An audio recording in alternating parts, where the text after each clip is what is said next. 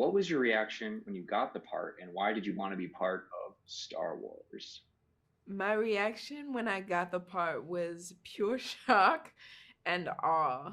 I wasn't even able to get any other words out, but okay, cool. Just on a Zoom with Deborah Chow. I actually thought I would be auditioning again, but yeah, I was super overwhelmed too. Like I know how large Star Wars is and how much it means to so many people and so coveted.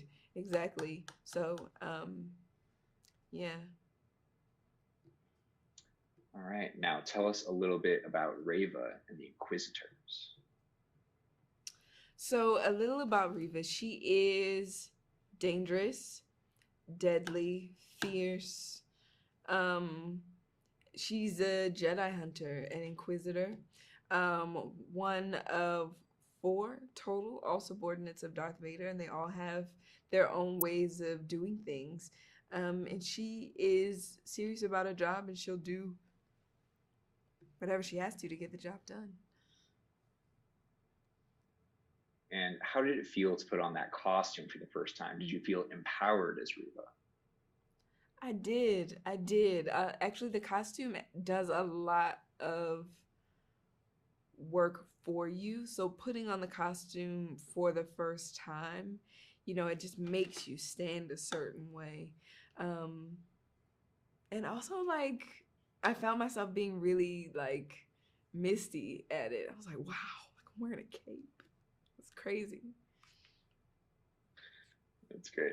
Yeah. How did director Deborah Chow help you define Reva?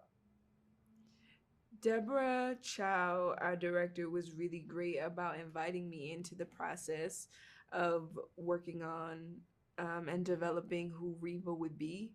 I think it would have been very easy for her to be like, "Yeah, I want to hear your thoughts," but like, shh, But she really cared about what I cared about, and so step by step and piece by piece is how Reva got her braids and sort of just the way in which we did certain things that people will see later in the series. And I'm actually really grateful for Deborah for being a safe place on this. And speaking of Deborah, what kind of set did she have, and how is it working with her and the crew? I always say that, the way a set works and feels is a top down situation, and she leads gracefully, free of ego, and very happy to be there. And she spends so much time, you know what I mean, leading by example around the clock. Even now, as we get closer to it, there are things, that she still has to be in on along the way. And she always shows up. She always shows up her best self, willing to give, and you just want to rise and meet her where she is all the time. And tell us about working with Ewan McGregor.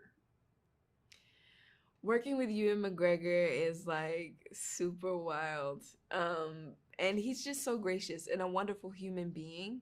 He really leads by example as well. He's been doing this a long time, and we only get to do what we're doing today because of the foundation that he laid nearly 20 years ago.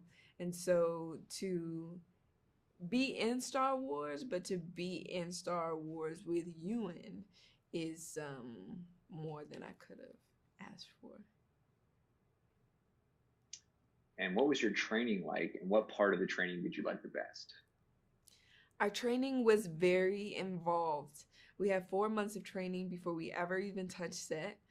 And that was like 5 days a week of like typical workouts, running and strength training. And then 3 days a week on top of that, we'd have Jedi school, which was all about core strength and stunt work and hanging in wires and flipping and how to flip into a power pose and all those kinds of things.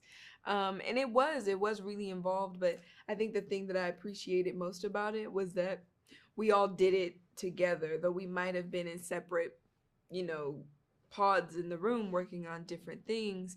It's nice to look over and see someone who's going just as hard as you are. And so you definitely don't want to be the weak link in the chain. And finally, what can viewers expect from this series?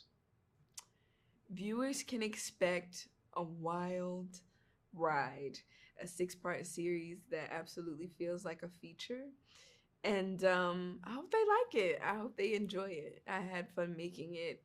I think I can say we all really had fun making it. And so it's going to belong to them very soon.